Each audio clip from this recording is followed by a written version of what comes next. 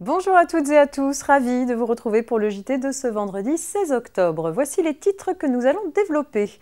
Majoration pour retard de déclaration ou de paiement des impôts, compte courant d'associés et enfin consulter le CSE pour reclasser un salarié inapte.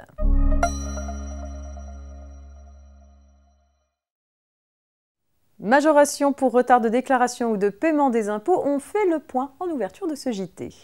Au printemps, les pouvoirs publics ont exceptionnellement accordé des reports d'échéances fiscales relatives à l'impôt sur les sociétés, la CFE ou la CVAE, afin de soutenir les entreprises mises en difficulté par la crise sanitaire.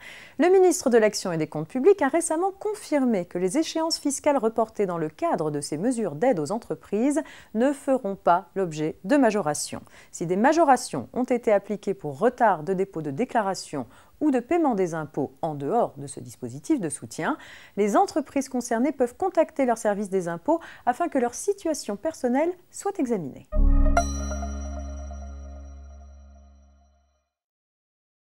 Vie des affaires à présent avec une précision relative au compte courant d'associés. Les intérêts versés aux associés ou actionnaires à raison des sommes qu'ils laissent ou mettent à disposition de la société en sus de leur part de capital, notamment sur leur compte courant, ne sont pas intégralement déductibles du résultat fiscal. Quelle que soit la forme de la société, ces intérêts ne sont déductibles que dans une certaine limite, calculée en fonction d'un taux moyen de référence. Cette limite s'applique pour chaque compte courant pris isolément. Ce taux maximal s'élève à 1,20% pour les exercices de 12 mois clos le 30 septembre 2020.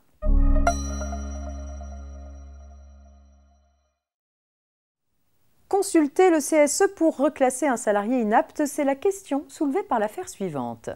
Un salarié déclaré inapte par le médecin du travail avait été licencié pour inaptitude non professionnelle. Il avait saisi les juges pour faire reconnaître son licenciement sans cause réelle et sérieuse. Il reprochait à l'employeur d'avoir manqué à son obligation de reclassement puisqu'il n'avait pas recueilli l'avis préalable des délégués du personnel.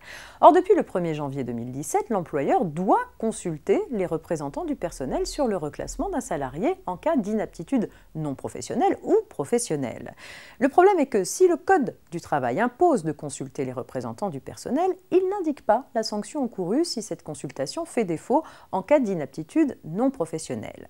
La Cour de cassation a tranché. Ne pas consulter les DP à l'époque ou le CSE aujourd'hui lors de la recherche de reclassement pour un salarié inapte suite à un accident ou une maladie non professionnelle prive le licenciement de cause réelle et sérieuse. C'est la fin de cette semaine de JT préparée par la rédaction de la Revue Fiduciaire. Très bon week-end à toutes et à tous et on se retrouve dès lundi, bien sûr.